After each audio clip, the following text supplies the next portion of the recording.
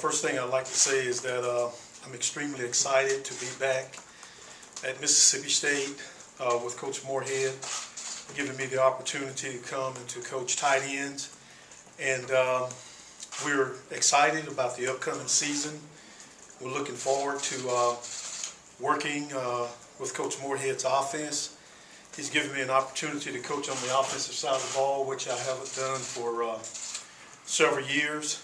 But at the same time, it's exciting, looking forward to coaching the young men in those positions and also helping Coach Moorhead in any other capacity that he may have for the program. So we're looking forward to doing some great things, and I'm excited about being back and a part of the Mississippi State football family after being away for 3 years, getting back into the SEC, a very tough and demanding league, and taking the experiences I've had in the past as a head coach and bringing those things back and being able to assist him in any role that he sees fit, besides coaching the tight ends and working on the offensive side of the ball.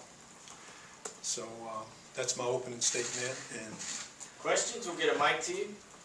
We'll start with Steve. Coach Moorhead is the third head coach that you've worked under now. How is he maybe a little bit different than Coach Croom and Coach Mullen? you know I didn't work under Coach Croom, but My apologies. that's okay.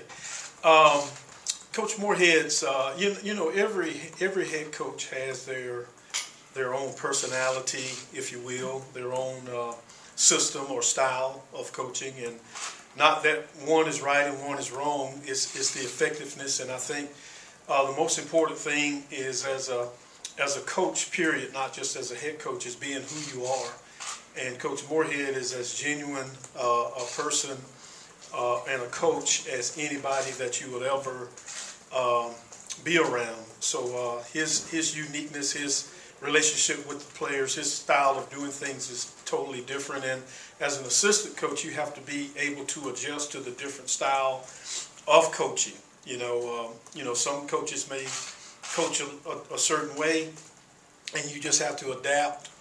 We call it in the coaching profession, adapt and to move on.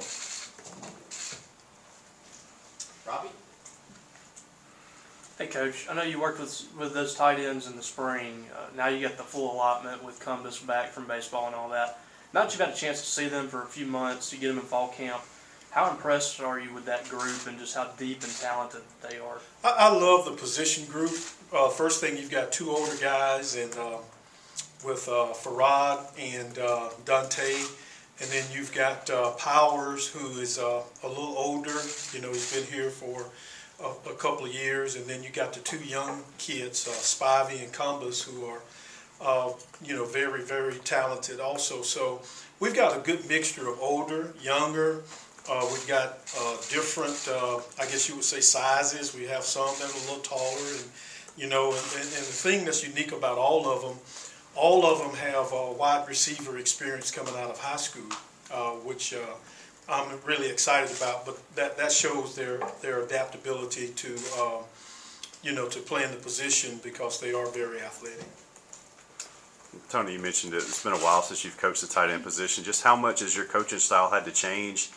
Coaching, it's been about a decade. The way the offenses have changed over the years. Just how have you adapted to the style of play now? Well, I'm a football coach, and I pride myself on when I first started coaching over 34 years ago.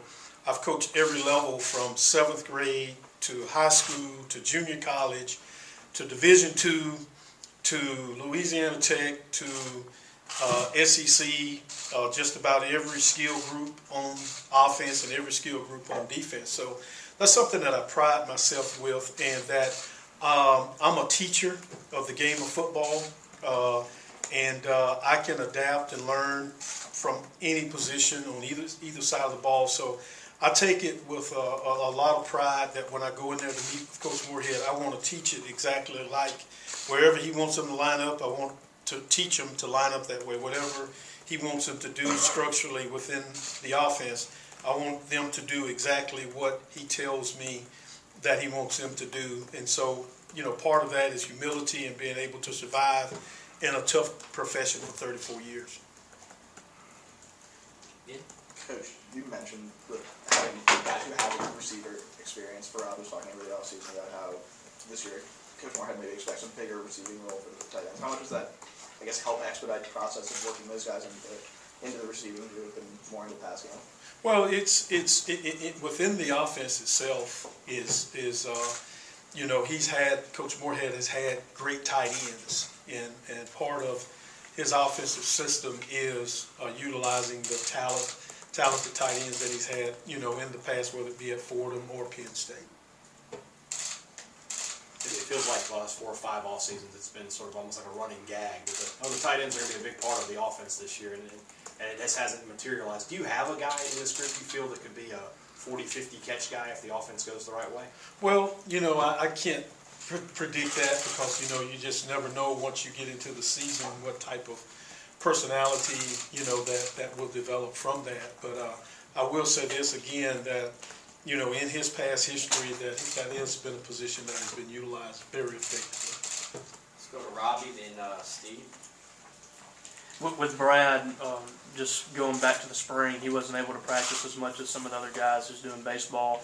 How has he been able to retain what you wanted him to retain during fall practice? Have you seen a nice transition coming from his redshirt year to this year, you think? The first thing is he's a great young man. He is very coachable, very humble, very talented.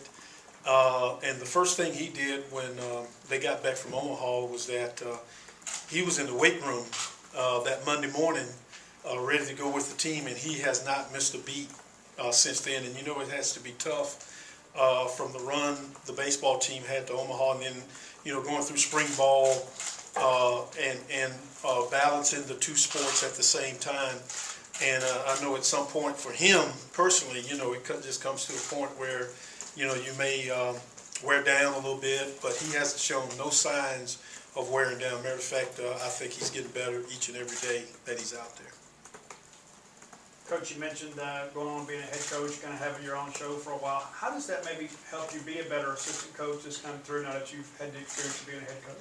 Well, one thing that I learned more than anything else was that as a head coach, you want good assistants. And I had always tried to be a good assistant for 30 plus years or however long I was an assistant, and to carry out the wishes of the head coach. But now I even understand it even more.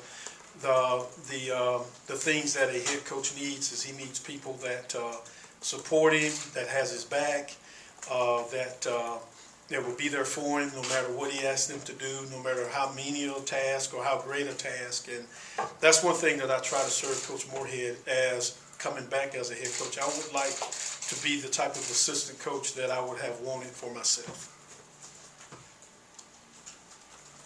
Other questions?